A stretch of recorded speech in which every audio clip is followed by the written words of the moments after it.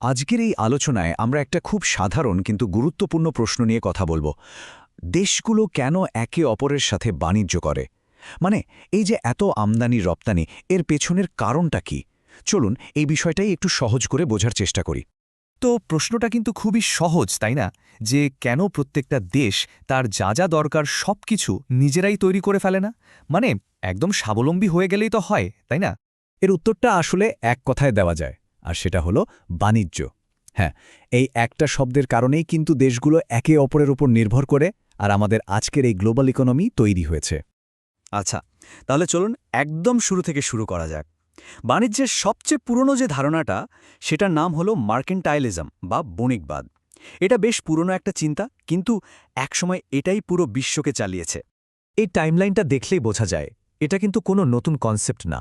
সেই ১৫ শতক থেকে শুরু হয়ে কয়েকশো বছর ধরে বড় বড় সাম্রাজ্যগুলো এই নীতিতেই চলত, আর তাদের সবার একটাই লক্ষ্য ছিল, আর সেই লক্ষ্যটা হল সোনা আর রূপা জমানো।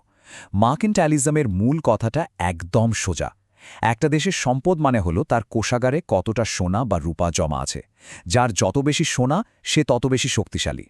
তো এই সোনা জমানোর উপায়টা কি ছিল? কৌশলটা ছিল খুব সহজ। এক, অন্য দেশকে যত পারো জিনিস বিক্রি করো, মানে এক্সপোর্ট বাড়াও। আর দুই, অন্য দেশ থেকে যতটা সম্ভব কম জিনিস কেনো, মানে ইম্পোর্ট কমিয়ে দাও। ফলে কি হতো, অন্য দেশগুলো জিনিস কেনার পর যে টাকাটা দিতে হতো সেটা দিত সোনা দিয়ে। এভাবেই এক দেশের সোনার ভাণ্ডার খালি হয়ে অন্য দেশের ভাণ্ডার ভরে যেত। এটাকে বলা হয় একটা জিরো সাম গেম, মানে পৃথিবীতে মোট সম্পদ সীমিত। বাণিজ্য করে শুধু একজনের পকেট থেকে আরেকজনের পকেটে সম্পদটা যায়। একজনের লাভ মানেই আরেকজনের লোকসান। কিন্তু এই ধারণাটা চিরকাল চলেনি। ১৮ শতকে এসে কয়েকজন অর্থনীতিবিদ পুরো চিন্তাভাবনাটাই একদম পাল্টে দিলেন। চলুন দেখি সেই বৈপ্লবিক ধারণাগুলো কি ছিল। প্রথমে আসলেন অ্যাডাম স্মিথ। তিনি বললেন একটা দেশের আসল সম্পদ সোনাদানা নয়, বরং তার উৎপাদন করার ক্ষমতা বা এফিসিয়েন্সি। মানে যদি একটা দেশ অন্য দেশের চেয়ে কম খরচে বা কম সময়ে কোনো একটা জিনিস বানাতে পারে, তাহলে ওই জিনিসটা বানানোর ক্ষেত্রে সেই দেশের আছে অ্যাবসোলিউট অ্যাডভান্টেজ বা পরম সুবিধা। একটা উদাহরণ দিলে ব্যাপারটা একদম পরিষ্কার হয়ে যাবে। এই টেবিলটার দিকে একটু তাকানো যাক।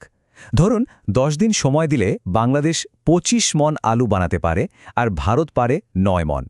তাহলে পরিষ্কারভাবেই আলু উৎপাদনে বাংলাদেশের অ্যাবসোলিউট অ্যাডভান্টেজ আছে।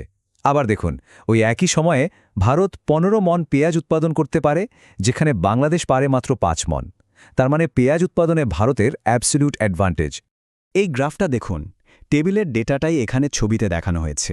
কি দারুণভাবে বোঝা যাচ্ছে আলু উৎপাদনে বাংলাদেশের গ্রাফটা কত ওপরে, আর পেঁয়াজের ক্ষেত্রে ভারতেরটা। অ্যাবসোলিউট অ্যাডভান্টেজের কনসেপ্টটা ভিজুয়ালি একদম পরিষ্কার। কিন্তু এখানে একটা মজার প্রশ্ন চলে আসে। কি হবে যদি একটা দেশ সবকিছু বানাতেই অন্য দেশের চেয়ে সেরা হয়? ধরুন ভারত যদি আলু আর পেঁয়াজ দুটোই বাংলাদেশের চেয়ে ভালোভাবে বানাতে পারত, তাহলে কি আর কোনো বাণিজ্য হতো না? এই কঠিন প্রশ্নেরই একটা অসাধারণ সমাধান দিলেন আরেক অর্থনীতিবিদ ডেভিড রিকার্ডো। তিনি নিয়ে আসলেন কম্প্যারেটিভ অ্যাডভান্টেজ বা তুলনামূলক সুবিধার ধারণা। এর মূল কথাটা হলো কে সবচেয়ে ভালো বানাতে পারে সেটা বড় কথা নয়। বড় কথা হলো কে সবচেয়ে কম সুযোগ ব্যয় বা অপরচুনিটি কস্টে বানাতে পারে। মানে একটা জিনিস বানাতে গিয়ে অন্য কোন জিনিসটা কম ছাড় দিতে হচ্ছে। রিকার্ডো দেখালেন এমনকি যদি একটা দেশ সব কিছুতেই সেরা হয়, তারপরও বাণিজ্য করলে দুজনেরই লাভ হবে। আর এটাই ছিল একটা যুগান্তকারী পরিবর্তন। কারণ এই ধারণাটা বাণিজ্যকে ওই জিরো সাম গেম থেকে বের করে একটা পজিটিভ সাম গেমে পরিণত করল। মানে বাণিজ্য এমন একটা খেলা যেখানে সবাই জিততে পারে। ট্রেড করলে দুই দেশেরই লাভ হয়, আর সারা বিশ্বের মোট উৎপাদনও বেড়ে যায়।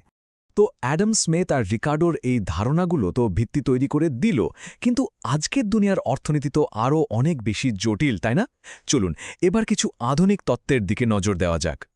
যেমন হেক্সার ওয়েলিন তত্ত্ব, এটা বলছে যে একটা দেশের কাছে কোন জিনিসটা বেশি আছে, শ্রমিক বেশি নাকি পুঁজি বা ক্যাপিটাল বেশি, সেটার উপর নির্ভর করে তারা কি রপ্তানি করবে।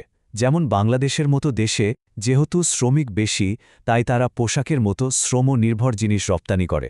অন্যদিকে আমেরিকার মতো দেশে যেহেতু পুঁজি আর প্রযুক্তি বেশি, তারা প্লেন বা আধুনিক ইলেকট্রনিক্সের মতো পুঁজি নির্ভর জিনিস রপ্তানি করে।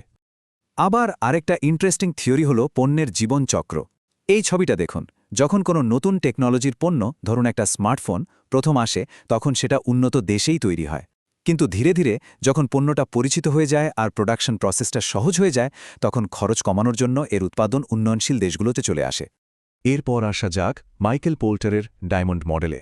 এটা ব্যাখ্যা করে যে কেন কিছু দেশ নির্দিষ্ট কিছু শিল্পে অন্যদের চেয়ে অনেক এগিয়ে যায়। যেমন ধরুন, গাড়ির কথা ভাবলেই জাপানের কথা মাথায় আসে কেন। পোল্টার বলছেন এর পেছনে 4টা জিনিস কাজ করে: দেশের রিসোর্স, দেশের ভেতরের বাজারের চাহিদা, সাপ্লাই চেনের নেটওয়ার্ক, আর সবচেয়ে গুরুত্বপূর্ণ হল দেশের ভেতরে কোম্পানিগুলোর মধ্যে তীব্র প্রতিযোগিতা। জাপানে টয়োটা, হন্ডা, নিসানের মতো কোম্পানিগুলো নিজেদের মধ্যে এত প্রতিযোগিতা করে যে তারা বিশ্বসেরা হতে বাধ্য হয়। আচ্ছা, এতক্ষণ তো অনেক তত্ত্বের কথা শুনলাম, কিন্তু প্রশ্ন হল, এসব কি শুধু বইয়ের কথা? একদমই না, আমাদের প্রতিদিনের জীবনে এর সরাসরি প্রভাব আছে। সেই কয়েকশো বছর আগের মার্কেন্টাইলিজম থেকে শুরু করে আজকের পোর্টারের ডায়মন্ড, এই সব তত্ত্ব মিলেই কিন্তু আজকের গ্লোবাল মার্কেটটা তৈরি হয়েছে। আমাদের হাতে থাকা ফোনটা, গায়ের পোশাকটা, সবকিছুর পেছনেই এই বাণিজ্য তত্ত্বগুলোর একটা গল্প লুকিয়ে আছে। কিন্তু গল্পটা এখানেই শেষ হচ্ছে না। বিশ্ব কিন্তু পাল্টাচ্ছে। ডিজিটাল সার্ভিস, আর্টিফিশিয়াল ইন্টেলিজেন্সের এই যুগে বাণিজ্যের ধরনও বদলে যাচ্ছে। এখন প্রশ্ন হল, ভবিষ্যতের বাণিজ্যকে ব্যাখ্যা করার জন্য আমাদের সামনে নতুন কোনো তত্ত্ব আসবে? এটা কিন্তু ভাবার মতো একটা বিষয়।